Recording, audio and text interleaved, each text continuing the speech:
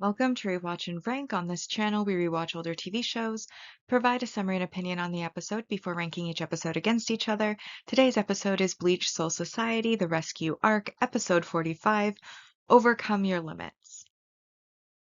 Episode in a nutshell is a brief reminder of what happened in the episode.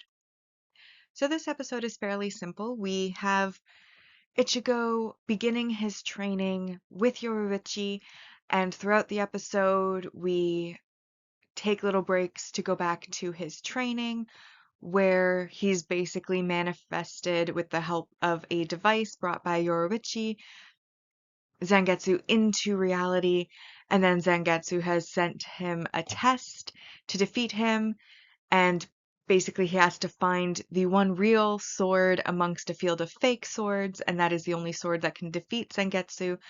And if he defeats Zangetsu, then he will be able to force his submission, therefore gaining the Bankai. And then we basically catch up with everybody else, so we learn where everyone is.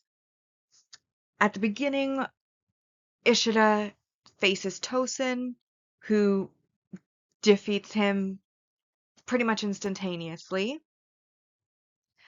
Then we have one of the members of Squad 4 basically writing in his healing journals about how the burden of the fact that they have been.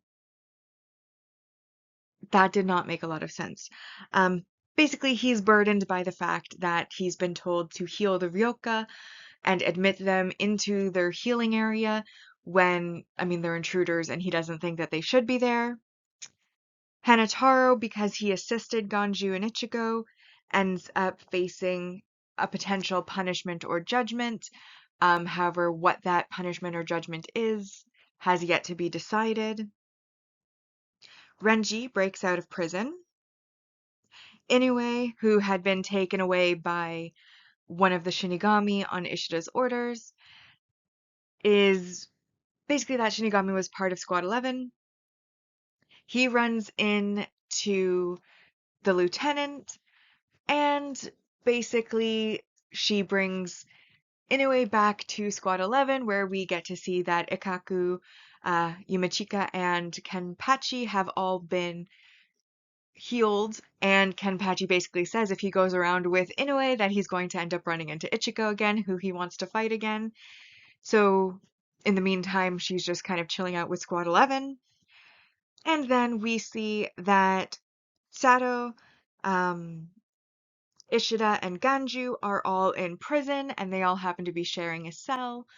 And they basically find out from Sato that the reason that they are still alive and that they have been given healing is because of Aizen's assassination, and as they don't know who the culprit is yet, they're the prime suspects, so they assume they've been kept alive to be interrogated, and the fact that Ichigo and Inoue are not there shows that they most likely are still free, but they assume Inoue is maybe captured somewhere else because she's not very combat ready, and therefore they are putting all their hopes on Ichigo and Yoruichi to come and save them and decide to heal up for the next fight.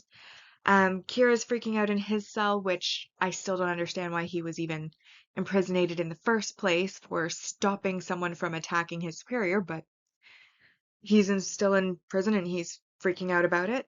Does not deal well with solitary confinement. And then we also see Hinamori, who's, a little bit off her rocker since Aizen's assassination, holding an unopened letter and then putting it into her Shinigami uniform and basically getting a look of determination on her face. So she's obviously planning something, but we don't know what yet. And then again, we have Ichigo training in between, and he is currently not doing well in his training as he is getting beaten up. So now that we have been reminded about what happened in the episode, we will now rank the episode. We'll rank the episode first on our mostly objective ranking list, which uses set values to determine the score, followed by the personal ranking list, which is more based on the entertainment value. And so on our mostly objective rank values, we have our multi-arc supporting character introduction, which is Asane Kotetsu, who is the lieutenant to Hanataro's captain, so of Squad 4, I believe it is. and she basically had a little bit of a heart-to-heart with Hanataro once he's met with the captain, and mentions how she's jealous that he's able to follow his heart in things. Then we have a multi-arc supporting character growth, which is Tosin revealing his Shikai, which is the Suzumushi, but we don't really see much of that because, like I said, Ishida was basically not killed, injured, um, pretty much instantaneously defeated. He didn't even fully unsheath the sword, and Ishida was done. Um, or the attack was so fast that to the audience, it didn't even look like he had time to unsheath his sword before he was putting it back in. Either way, those are both worth 3 points, which brings us to 6. Then we had a positive 4 points, which was the world building where we learn more about how a Bankai is achieved. And basically, the Shikai, the first release, is through, communication and understanding with your sword, the Zanpakuto spirit. And then the Bankai is achieved through materialization of that spirit and then the submission of the Zanpakuto spirit.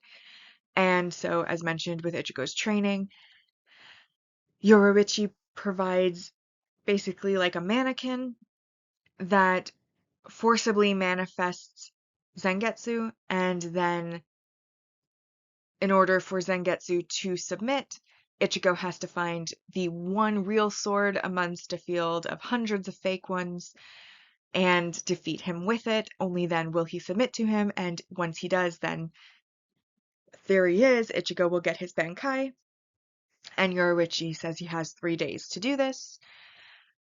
That brings us to 10 points. However, I did feel that there were some negative points, and the negative point was the minimal plot progression. We basically get little snippets of training and then just a catch up of here's where everybody is and what they're currently doing. But none of them are really moving forward with any sort of plot. It's literally just like a check-in, and then some training, which is currently unsuccessful and incomplete. So while there was some plot progression with the checkup, with the training, it was incredibly minimal, and we spent 20 minutes on it. So I did take 2 points for that, which does leave this episode as an 8 out of 10 on the objective ranking. So that brings our list so far to in first, Flash Goddess Yoruichi dances, the Despicable Shinigami, Ishida, The Utmost Limits of Power, and currently in last place is this episode, Overcome Your Limits. So as for my personal ranking for this episode, I didn't hate the episode, but I did find that it was a bit boring. First, I don't understand the title. Overcome Your Limits sounds like it's going to be a very exciting episode, so it sets your expectations high,